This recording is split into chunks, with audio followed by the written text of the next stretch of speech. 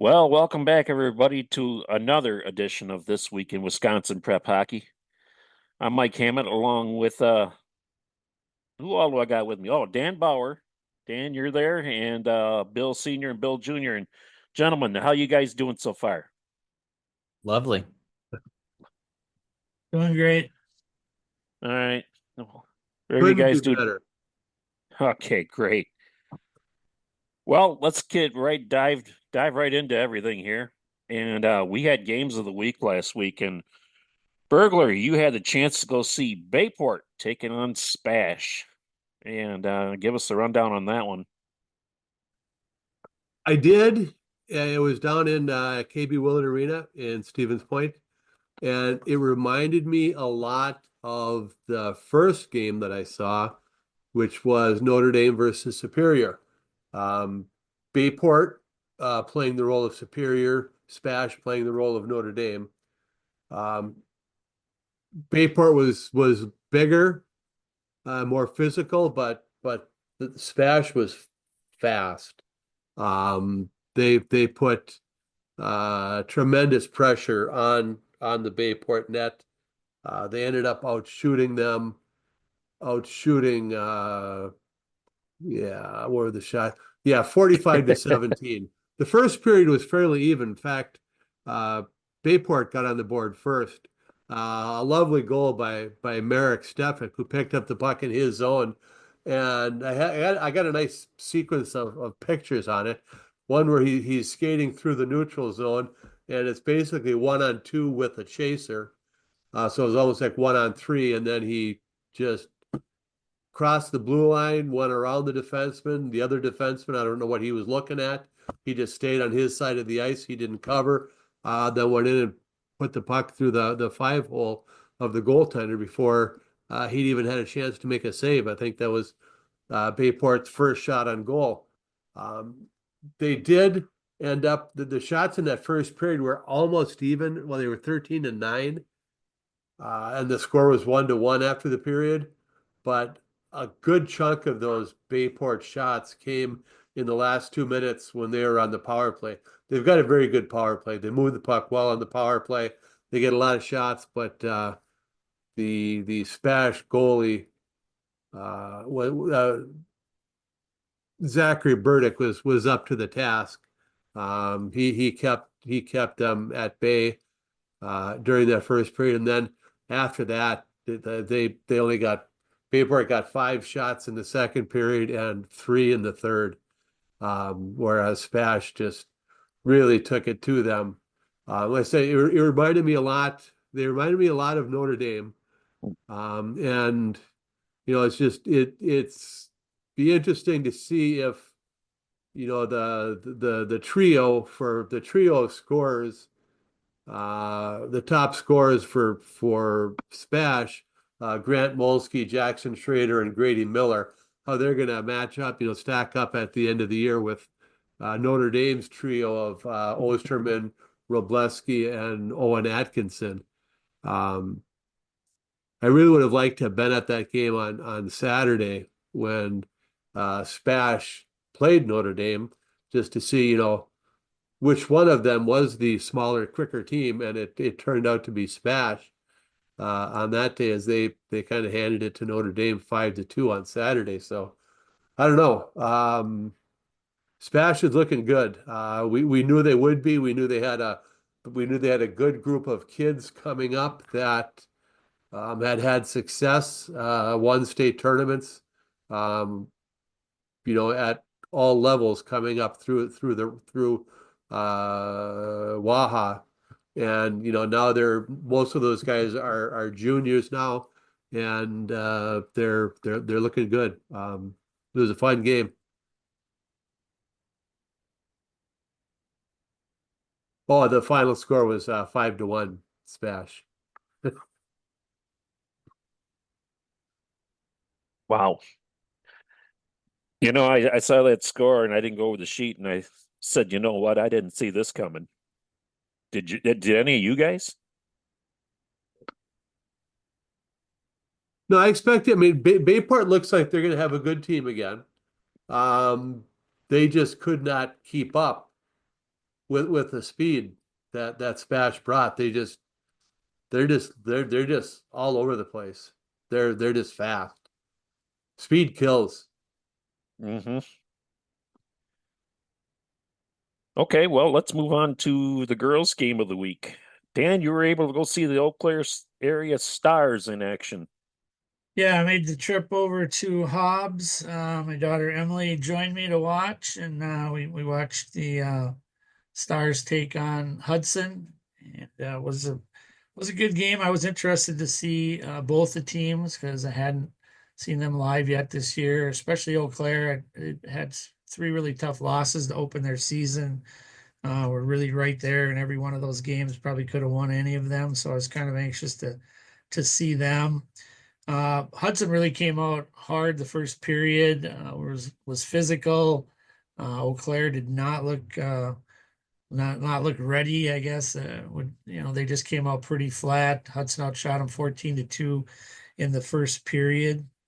But Evie Pritzel, the goalie for the Stars, was just solid the entire game. And just when you watch her play, she's just so fundamentally sound. She's calm.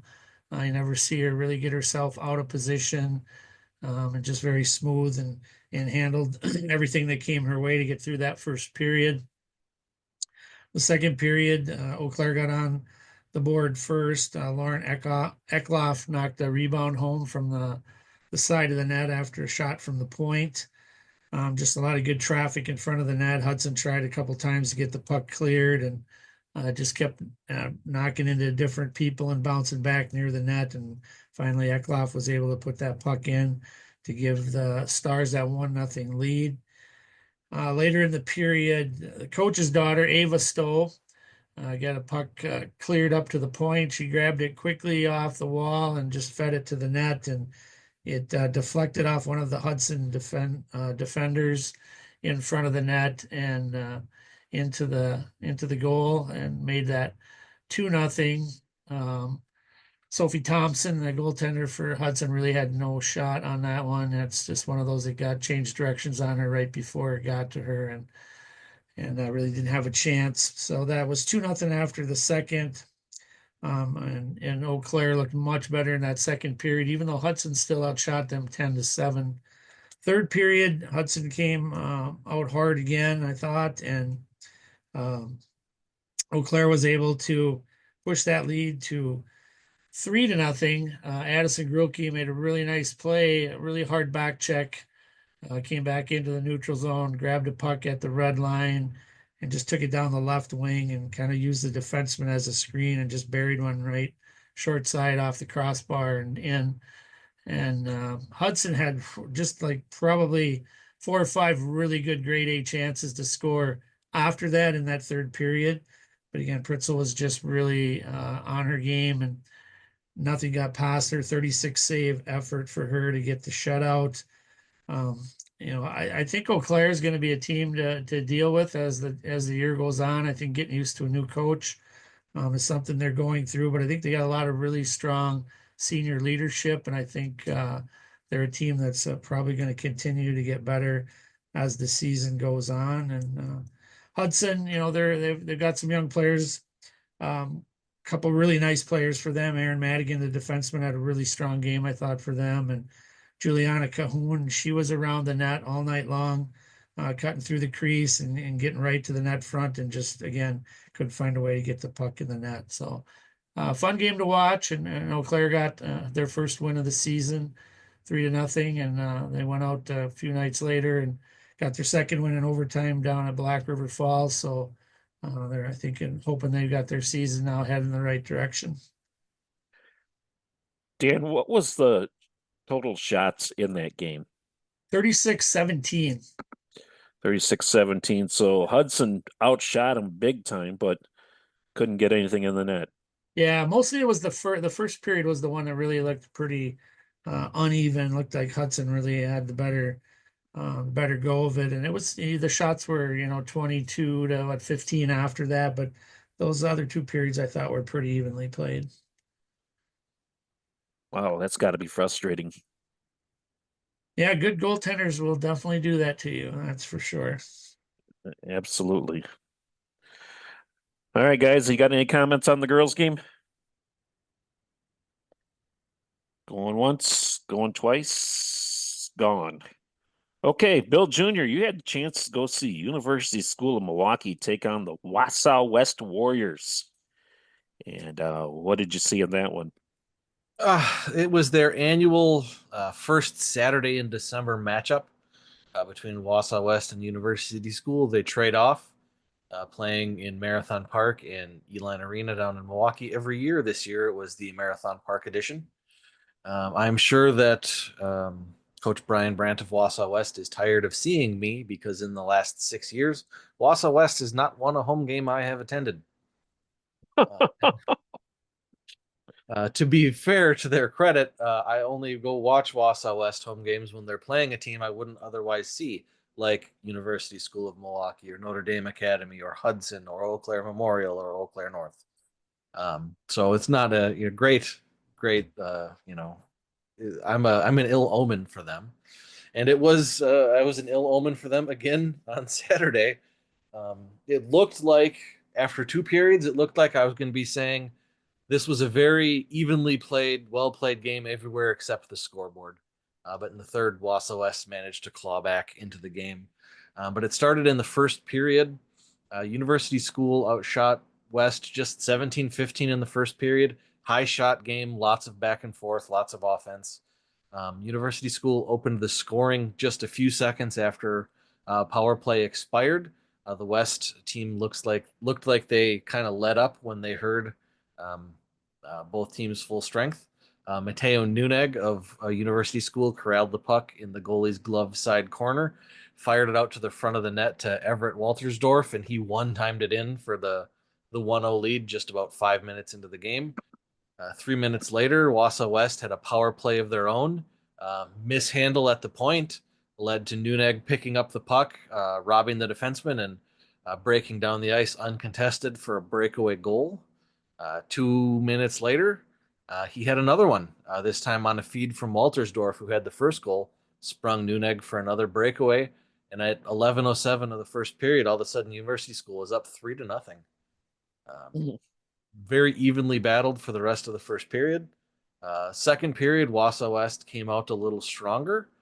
They really controlled the play for the first few minutes of the second period. But again, it was Nuneg, 5:15 of the second period for his third goal in a row, making it 4-0 University School. And then in the trailing seconds of the second period, while on a 5-minute major power play, he scored his fourth consecutive goal to make it 5-0 University School after 2 periods.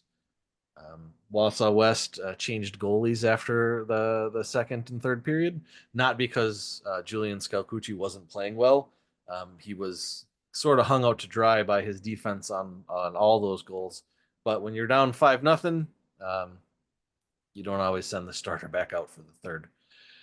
So freshman Oren Binkley came in for the third period. Wausau West, they really took it to University School in the third period, out shooting them 16-9.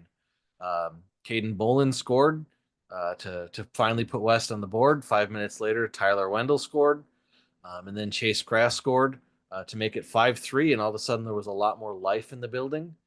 With about 2 minutes left, West pulled the goalie. About 30 seconds later, USM took a desperation penalty.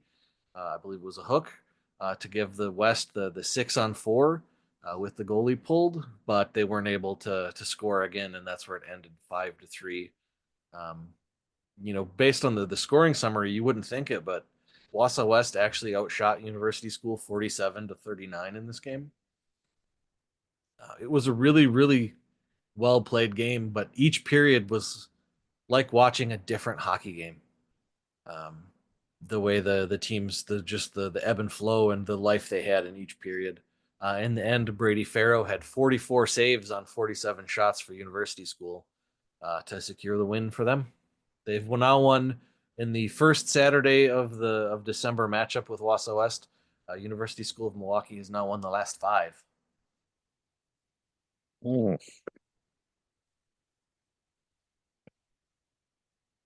Boy, 5-0 game. You're figuring, wow, this one might be might be in the bank already, but you got to give Wausau West credit. They just kept digging. They did. And They fought really hard. And I was, coming into this game, Wausau West had the overtime loss with Eau Claire Memorial to open the season. And then they beat Superior 5-3, and I'm thinking, this will be a really good game. And all of a sudden, they're down 5-0, and I thought, man, University School must be the best team in the state. After the first two games for West, but they came charging back in the third and made a game of it. So credit to them. Corbin McGuire, head coach of University School, said the same thing. Credit to West, their players and coaches for sticking with it and coming back out and playing really nice in that third period. But obviously, the star of the game was Mateo Nuneg with 4 goals yeah. in a row. So what is that? That's not a natural hat trick. What would that be called? The natural eagle. I don't know.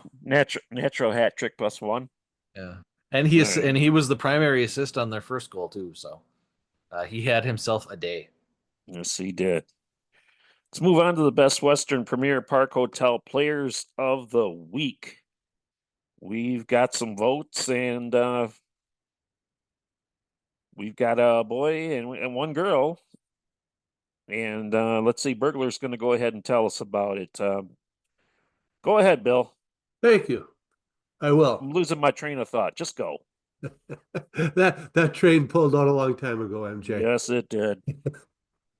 The Best Western Premier Park Hotel Players of the Week. We got a lot of nominations this week. Since we gave our first ones out last week, so now everybody's paying attention. So a lot of good nominations. Others keep sending them in. On the boys' side, looks like we're going with the forward from the Muskego Ice Force, Ben Brown.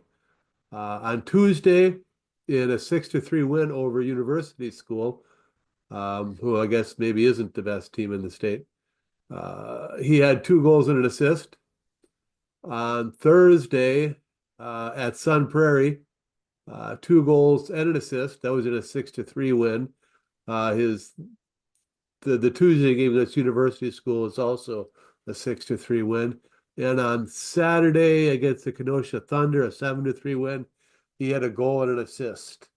So he had 9 points out of the 19 that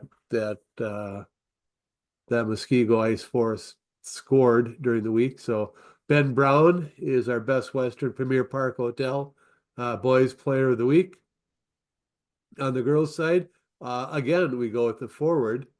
And again, from the Milwaukee metro area, the Brookfield Glacier forward Maddie McLeod. On Tuesday, in a 4-2 win over University School, she had 3 goals. On Friday, she was held pointless, 1-0 or a 3-1 loss to Black River Falls.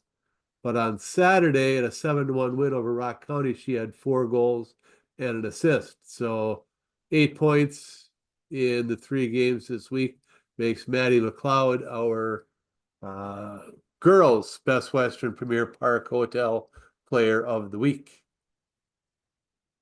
Bill, I'm interested to go see Ice Force this year.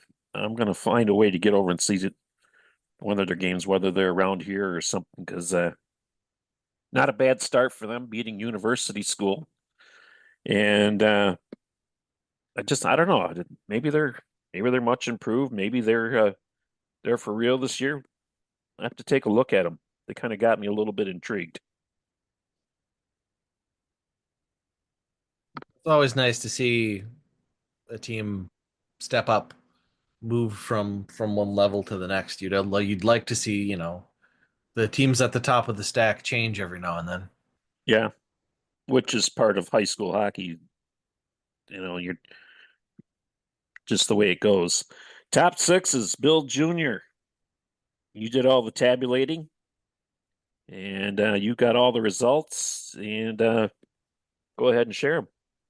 The top 6s were wild this week. We should probably have waited another week, just because the numbers were all over the place. We'll start with Division Two. Tomahawk got the number one spot in Division Two. River Falls is second. McFarland is third. Regis Altoona McDonald is fourth. Baldwin Woodville is fifth, and Hayward is sixth. 18 of the 32 teams in Division Two received at least one vote. Moving on to the girls, the Bay Area Ice Bears are number one. Central Wisconsin Storm are two. The Hayward Hurricanes are three. Superior Spartans are four. The Lakeshore Lightning are five, and the Warbirds are sixth. And like the Division Two, 18 of the 27 girls teams received votes, which means only 9 girls teams didn't get a top 6 vote. And then moving to Division One, Spash is number one. Hudson is number two. Notre Dame Academy is number three. Brookfield is number four.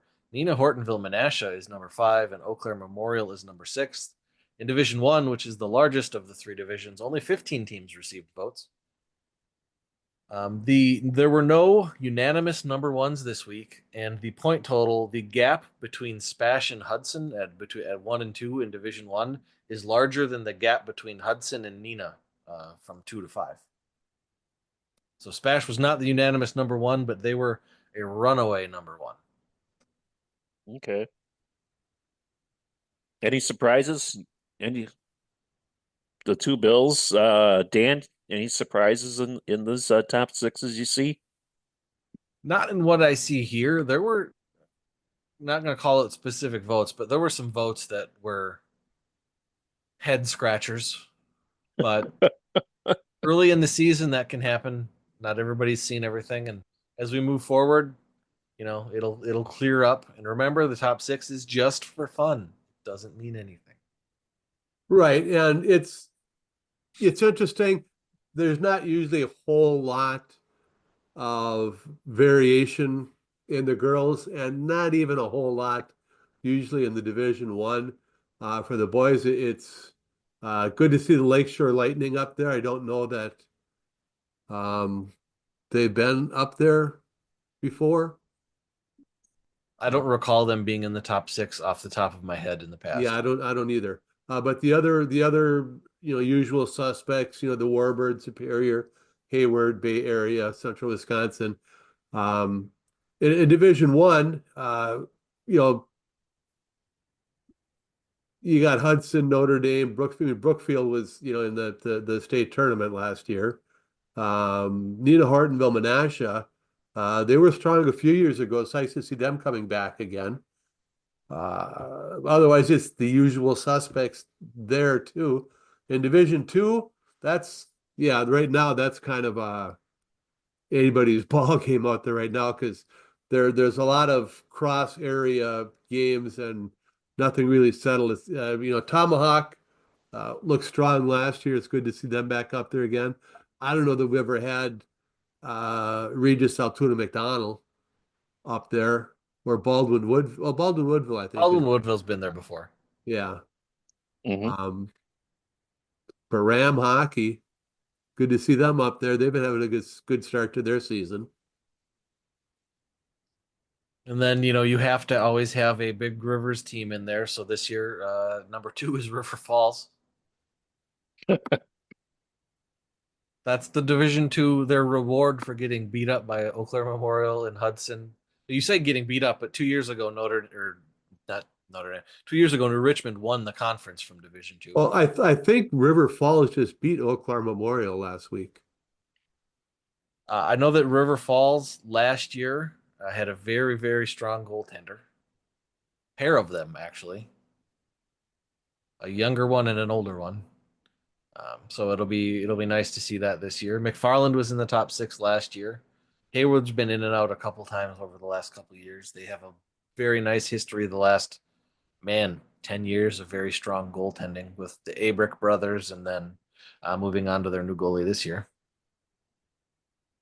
Yeah, that Hayward goaltending tree goes back even farther than that. Back when I was in Spooner, they always had very good goaltenders. Like Steve Curley told me at one point in his career when we were playing against each other, he said, our philosophy is we take the best athlete when they're a mite or a squirt, and we tell them you're going to be a goalie because you're the one player that can change the game more than anyone else on the ice. So I don't know if that's true or not, but that makes for a good story.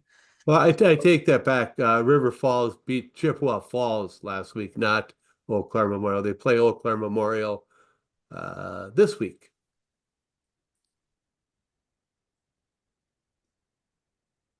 Okay. Um.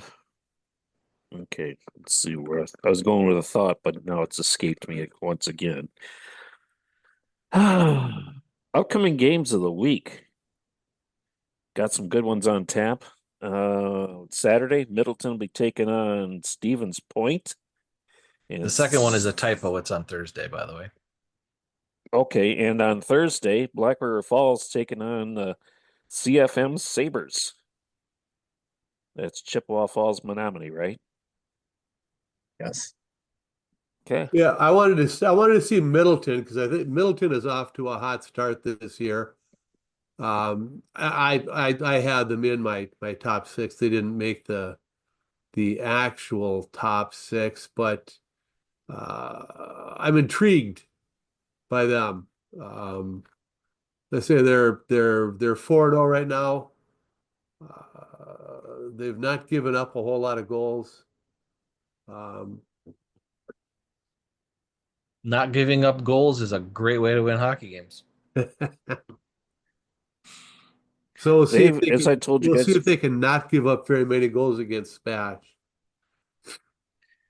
as I said before, we were watching them on Thursday down in Beloit, and they ripped out to a 3-0 lead quick. Then they just let Beloit get back in the game. It was 3-2 after one, and after that, though, it was all Middleton. They end up winning the game 7-3. But they got a defenseman on their team. Middleton does. That's pretty good, and he was a lot of fun to watch. He was one of those defensemen who could speed the game up, slow the game down. You know, played good.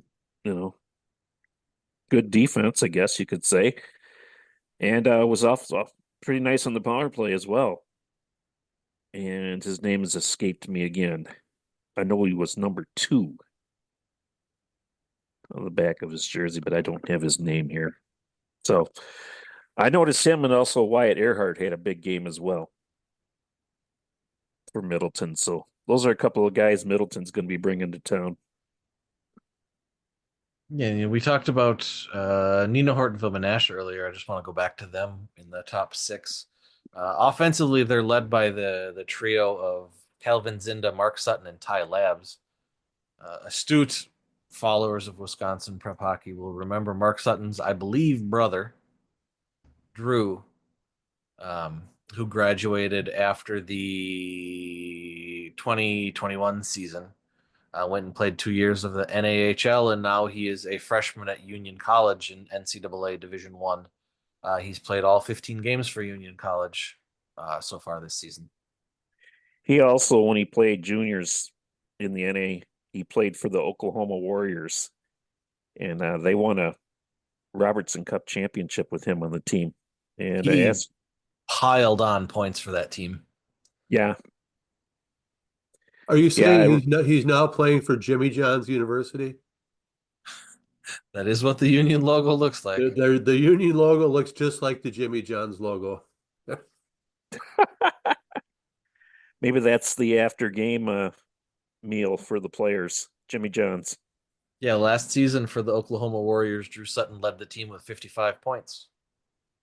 Yeah. He was second with 22 goals. The leader had 23. Yeah, he put together a couple nice seasons down there for the Oklahoma Warriors, including winning the championship. So good to see him get off to a good start. One other thing I want to mention, one of my final thoughts is Watertown Shamrocks in the NAHL has a all Wisconsin coaching staff, and you guys would remember Casey Curley is the head coach of the team, and the assistant coach is a guy by the name of Griff Jeska. Marquette? Yep. I Well, remember he something. he had a brother Evan who played for KMMO. But anyways, Griff did his time. He went through the juniors. He went in college and did a couple seasons after that, and now he's in the coaching ranks. Yeah, two pretty good guys that I've seen over the years, and I wish them nothing but luck. They're off to a tough start out there, but hopefully they're able to get things straightened out.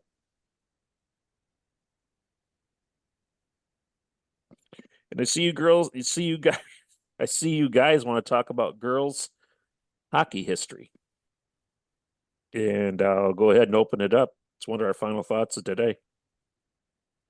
Yeah, I'm just trying to sort of throw a lifeline out there, whatever, just kind of calling anyone out there who has uh, compiled stats for any of the girls' programs, either the existing ones, most of them are existing in some form or another from the original six that started.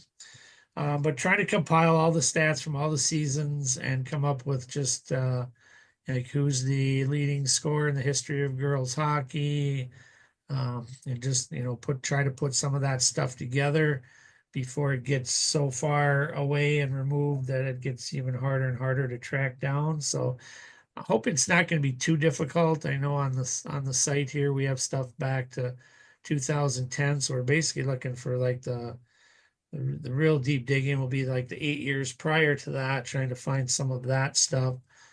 So just hoping that people, and usually every program has that guy, dad, whatever it might be, that's kind of the stat guy who's compiled that. And hopefully we can get that stuff sent in to me through my email on the website there. And then I have Kevin Kunkel here in town who does stats for the Central Wisconsin Storm, does an amazing job with their stuff. I mean, he just basically has every stat you can think of that through the course of that program's history. And together with him, we're going to try to piece this together and see what we can come up with. So yeah, just asking for anyone out there that has cumulative stats, season stats for programs, get those together and get those sent off to us, and we're going to start compiling them. You guys know somewhere along that list of all-time scores, Teresa Knutsen's name's up there. Yep, yeah, there'll be a few. Marky Ash, I'm sure, is going to be pretty high on the list. Yeah, there's definitely been some goal scorers that have come through. Okay. Dana, I'm going to ask you, throw this at you quick. You talk about the stats that Central Wisconsin Storm keeps. I want to ask about the plus minus stat. Do you think that one's overrated? I mean, I go back and forth with that. I do think there's some validity to it. I mean, obviously there's those cases where you're stepping off the ice and 2 seconds later, the goal is scored or the goal is given up. But I think generally speaking, it gives you a pretty good idea of what players are, out there generating scoring opportunities and what players are out there getting scored upon. So I don't, when I coached, we kept track of it. I wouldn't say that I put a ton of stock in it, but it's just, I don't know, it's one of those old stats that just keeps hanging around. There's no like magic stats in hockey. Stats will only ever point you in a direction. They're not going to give you the answer. Um, it's not baseball in that way. Right. So plus minus is a good indicator, but you can have some mediocre players on good teams with good plus minus numbers. Well, Yeah. I think it's a very important stat for defensemen because if you're not a high scoring defenseman, really plus minus is the only thing you got to go by. So if you look at a defenseman who has a plus minus of like a plus 12 on a team that has been scored on more than they've scored, a team that as a whole has like a minus 12, well then that this guy's they don't score when he's on the ice. I remember Derek Knetter. Knetter. Pete Susans at down at the state tournament told us one year that Derek Knetter had, was it one or was it with none? He had I zero. think it was one. He had Okay, zero? It was either one or none on the whole season. Goal that I got scored when he was on the ice, 5-on-5. Which that's an amazing stat. The defenseman, their number one job is, their thought should be, that team's not going to score while I'm on the ice. And Yeah. they didn't. Like, Was you remember, we all know and love Jake McCabe. Mhm. When he was in Chicago, his second season in Chicago, after 55 games, they traded him to the Toronto Maple Leafs. Whatever.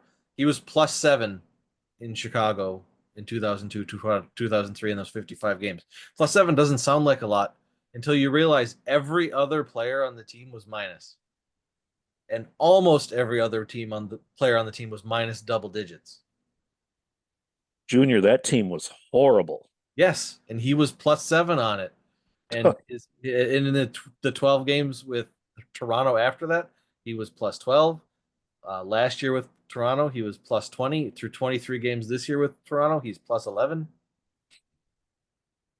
And he's getting paid too. Yeah, Signed up. he was the only plus at that time on the team, and everybody else was minus, most of them double digits. Seth Jones was -38. Another defenseman on that team was -38. McCabe was +7. they're Chicago's big money defenseman. Yeah. Big money overpaid defenseman. But if you don't pay him and you kind of get the thing of, well, you're not trying to keep our best players. Well,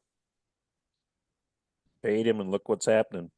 Speaking of good defensemen, I sort of ran into Davis Drewski Award finalist from 2015, which is 9 years ago already. Connor Freeman. He was also a Player of the Year finalist that year from KMMO. He is one of he is one of the coaches leading my USA Hockey Level 3 coaching education program last Friday and tomorrow night. So yeah, he if he played for graduated KMMO. if he graduated in 2015, he's got to be 27 or so now, and he's a coach himself. He's an assistant at Arrowhead, and he's I forget what the title is when you're one of the coach teachers with USA Hockey, but he's doing that too. Yeah, I remember he was up for some awards in that year, and remember he played in the sectional championship game that year against Janesville and got hurt. But yeah, when our picture at our award ceremony, he is in a sling. Yeah, he had a really good season. He played under John Breimer there, and really excelled under him. That made me feel old. I know. When he came up in the Zoom call, and I'm like, Connor Freeman, I know that name.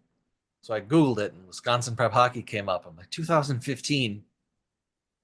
Good Lord. Yeah. Those names are out there. Years are just clicking by, but it's been an interesting show tonight talking about the top six and the way that's shaken up. And it's going to be a pretty interesting season come January, guys, when the holiday tournaments are getting over, and all of a sudden things are really going to start jumping with conference play. And starting in, well, it's already started, but after January 1st, I think things are really going to pick up, and some of these teams you see in the top six now may not be there. Yeah, I mean, early in But the it's season, early. Early in Yeah. the season, some of these teams have only played 4 games or so. There could be some wild swings and misses in the rankings this early. Yeah, on the girls' side right now, the Warbirds have played 10 games already this year. And Fox Cities, Pines, and Medford have each played 2. They are front loading their schedule. Stretched out. Why would anybody want to play 10 games this early? Yeah, I was wondering that too. I was always play a lot fewer early on and put them together tighter at the end when nobody wants to practice anymore. Yeah, They that's a had good point. a 5 game tournament Yeah, up in Michigan or something. but it was only over 3 days. 2 games on Friday, 2 games on Saturday, and a game on Sunday. Yeah, they won their first eight, and now they've lost two in a row now, but they won their first 8 games. They were 8-0 at one point. I tell you, if I played 5 51-minute hockey games in 3 days, I would my knees would be shot for weeks. That's a lot of hockey. That's a lot of hockey, but when these kids do this, how many times do they do it on a weekend when they're playing, youth hockey? Granted, it's probably a higher level, but youth hockey is also 45 minutes if I remember correctly. Yeah, but if I remember correctly, when both of the boys, when Bill and Bob both played, they would have weekends where they had 2 games on Saturday and 2 games on Sunday. Hmm. But by that second game on Sunday, they were useless. They were shot. Yeah, and Some of every us, once in a while some of depends us on were where the useless well before that fourth game. well, sometimes, depending on where the tournament is, you play Friday night. I can remember a couple tournaments when my kids played that, we had to play a Friday night game because we were close. And yeah, Sunday can be a little bit long. I mean, especially if you don't win on Saturday, you go 0-4, and then you're like, well, looks like we're the 8 o'clock game. Well, and all the teams today now too, for the most part, they have like 10 kids on the team. That's it. Hmm. Yep. I mean, there's two lines, maybe nine, maybe 11, but you don't see any teams with 14 kids on them anymore. No, I mean, yeah, and USA Hockey kind of wants you to top out at like 10 kids on the team. Um, mites don't play full length games or anything, but my mite team has 9 kids on it, and I was thrilled when one of them had to miss our jamboree in Wausau yesterday, because if I had 8, that meant I could just rotate 2 sets of 4. I didn't have to remember what order they were in, so they all get the same amount of playing time. Just keep rotating the 2 sets of 4 over and over and over, and everybody got the exact same playing time. Just open the gate, huh? Those were the days. I think Well, those short teams like that, I think that when kids and parents get used to that through youth hockey, then they get to high school and they're in a program that's going to play 3 lines. I think that's where a lot of issues start to happen where people they're so used to seeing their kid out there every other shift that they can't even handle if they're on the third line, or God forbid if they're not on the third line. So yeah, I don't know. I'm not sure we're doing them any favors by having teams that small, but I mean, it's always sort of been that way because you've always gone from the 2 year age group in youth hockey to the 4 year age group in high school. yeah, If your city's not big enough for a JV. right. Well, Yeah, on no, me. another note, I'll put it up probably tomorrow. I did get the email from Jim. What's his name? Obi Baker. Hobie Baker, Jim. Kobe Uh, Jim. Jim Hayes. That's it. The Hobie Baker Award stuff will go up tomorrow. Every team should have some player, an unsung hero, or some player who a quality, community-minded person, not necessarily the best player in your team, but the Just one a who good best person. exemplifies the spirit of teamwork. That'll go up tomorrow. But coaches, think about it.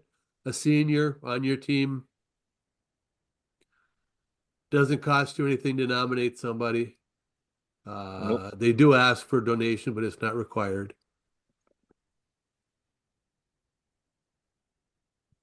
Yeah, and it's when you know about it this early in the season, there's really there's really no reason for you would figure for for a school to not participate in that. I mean, all you got to do is find one kid who's a decent kid.